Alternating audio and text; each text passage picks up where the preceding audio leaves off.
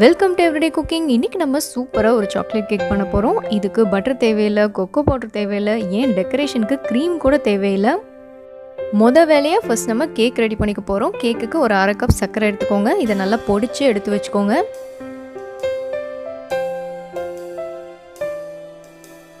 இதோ சர்க்கரையை நல்லா பொடி பண்ணியாச்சு. அடுத்ததாக ஒரு முட்டை எடுத்துக்கோங்க.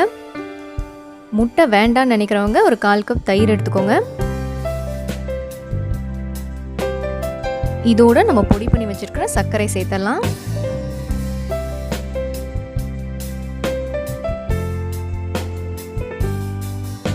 இதை இப்ப நல்லா நுரைக்க அடிச்சுக்கணும்.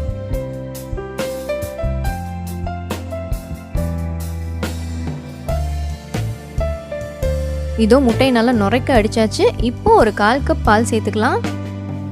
இதோட ஒரு 1/4 கப் ரீஃபைண்ட் ஆயில். நீங்கள் எண்ணெய்க்கு பதிலாக உருக்குன வெண்ணெய் கூட சேர்த்துக்கலாம். இப்போ இது எல்லாத்தையும் நல்லா அடிச்சிருங்க. இது நல்லா கலந்துடணும். ஒரு 3லேருந்து 4 நிமிஷம் நல்லா அடிச்சுக்கோங்க. இன்றைக்கி நம்ம கேக்குக்கு கொக்கோ பவுடர் யூஸ் பண்ண போகிறதில்ல, அதுக்கு பதிலாக போன்வீட்டா எடுத்துக்க போகிறோம். ஒரு 1/4 கப் போன்வீட்டா. போன்வீட்டா அங்கங்கே கொஞ்சம் கட்டி கட்டியாக இருக்கும், அதனால மிக்சியில் அதை நல்லா பொடி பண்ணிக்கோங்க.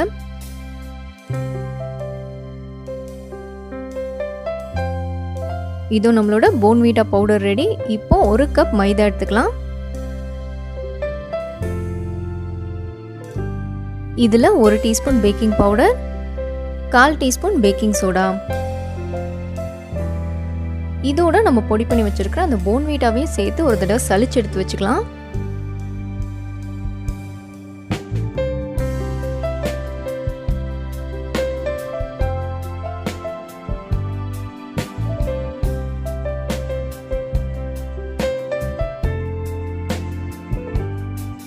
ஸோ இதோ நம்மளோட ட்ரை இன்க்ரீடியன்ஸ் ரெடி. அடுத்ததாக வெட் இன்க்ரீடியன்ஸ்க்கு வரலாம். இதில் நம்ம ஒரு முட்டை சேர்த்துருக்கோம், அதனால ஒரு பெரிய ஸ்பூன் வெனிலா எசன்ஸ் சேர்த்துருங்க. அப்போ தான் ஸ்மெல் வராது. இப்போ ட்ரை இன்க்ரீடியன்ஸை கொஞ்சம் கொஞ்சமாக வெட் இன்க்ரீடியன்ஸோட சேர்த்து கலந்து விடுங்க.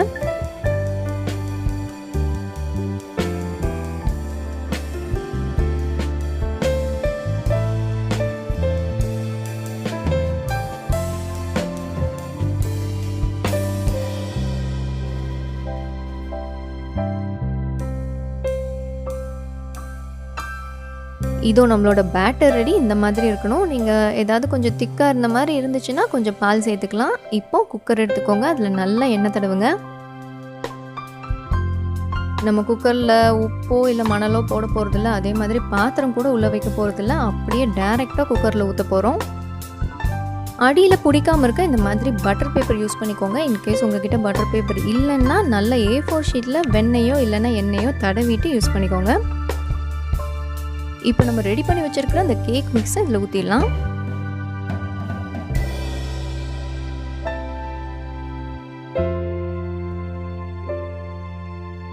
லைட்டாக தட்டிக்கோங்க, அப்போதான் ஈவன் ஆகும்.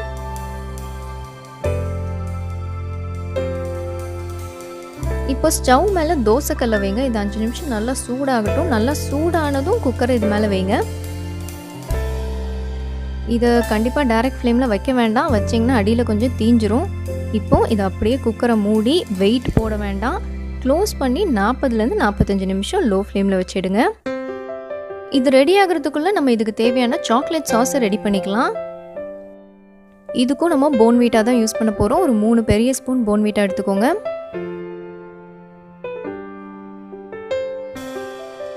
இதில் 1/2 கப் தண்ணி,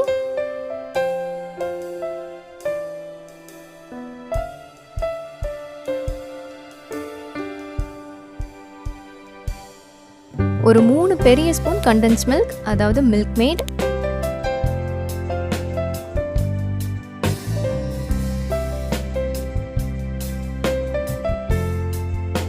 இப்போ எல்லாத்தையும் நல்லா கலந்து விட்டுட்டு அடுப்பு மேலே வச்சு கிளற ஆரம்பிங்க.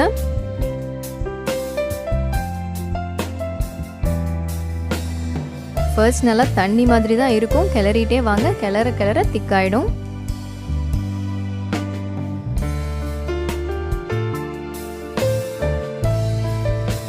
இந்த ஸ்டேஜில் நீங்கள் ஸ்டவ் ஆஃப் பண்ணிக்கலாம்.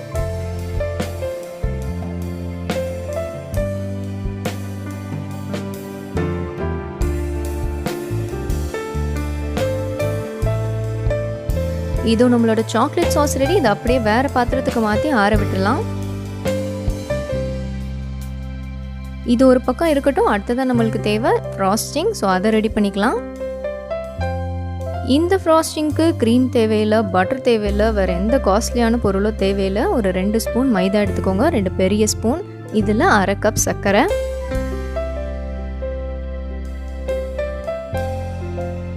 1/2 கப் பால். இதை நல்லா கலந்து விட்டுக்கலாம்.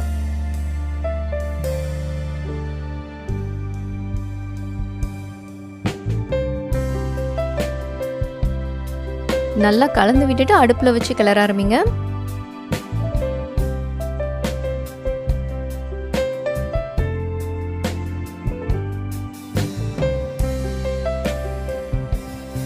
கிளறிட்டே இருந்தீங்கன்னா இந்த மாதிரி திக் ஆகும்.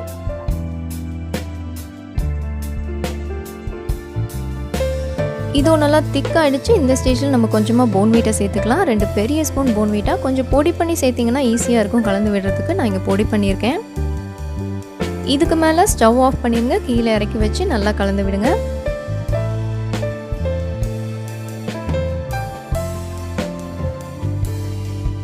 இதோ நம்மளோட ஃப்ராஸ்டிங் ரெடி. இது ஆறட்டும். அதுக்குள்ளே கேக் என்னாச்சுன்னு பார்க்கலாம்.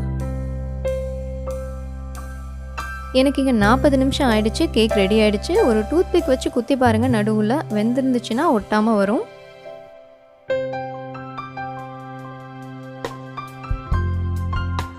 ஓரெல்லாம் இந்த மாதிரி எடுத்து விட்டுட்டு திருப்புங்க. ஈஸியாக திருப்பிடலாம். ரொம்ப முக்கியமாக இது ஆறுனதும் திருப்புங்க. அப்போ தான் கொஞ்சம் ஈஸியாக வரும்.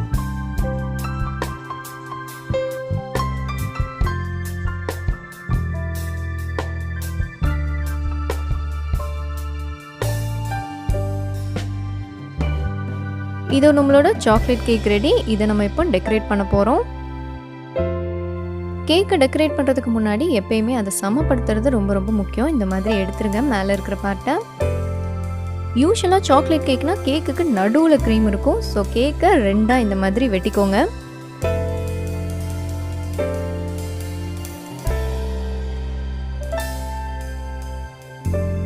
இப்போ ஒரு பாதியில் நம்ம ரெடி பண்ணி வச்சுருக்கிற அந்த சாக்லேட் ஃப்ராஸ்டிங்கை அப்ளை பண்ண போகிறோம்.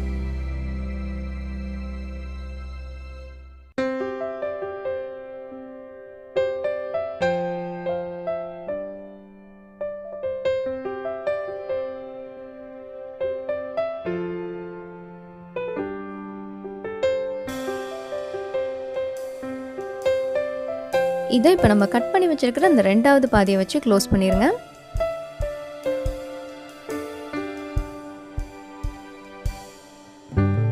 இதுக்கு மேலே நம்ம சாக்லேட் சிரப் யூஸ் பண்ண போகிறோம். அதனால சைட்ல எல்லாம் நல்லா இந்த ஃப்ராஸ்டிங்கை அப்ளை பண்ணுங்க.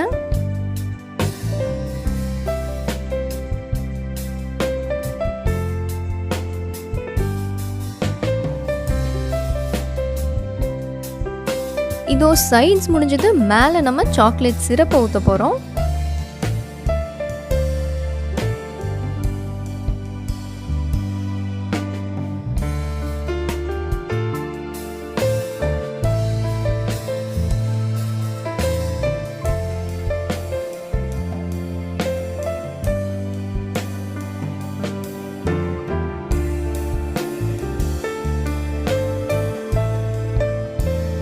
இப்போ மீதம் இருக்கிற ஃப்ராஸ்டிங்கை இந்த மாதிரி ஒரு பைப்பிங் பேக்கில் போட்டு நல்லா பூ மாதிரி பைப் பண்ணுங்கள். சூப்பராக இருக்கும்.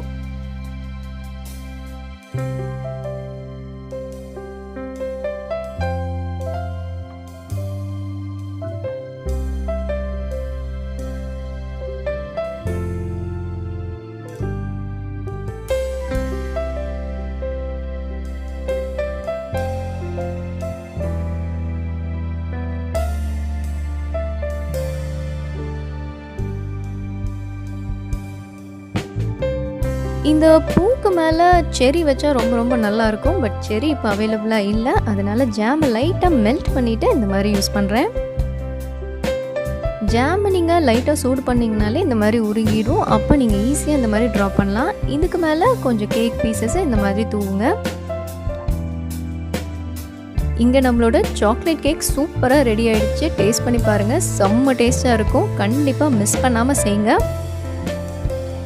வேறொரு இன்ட்ரெஸ்டிங்கான ரெசிபியோடு உங்களை சந்திக்கிறோம். மறக்காமல் எங்கள் சேனலுக்கு சப்ஸ்கிரைப் பண்ணுங்கள்.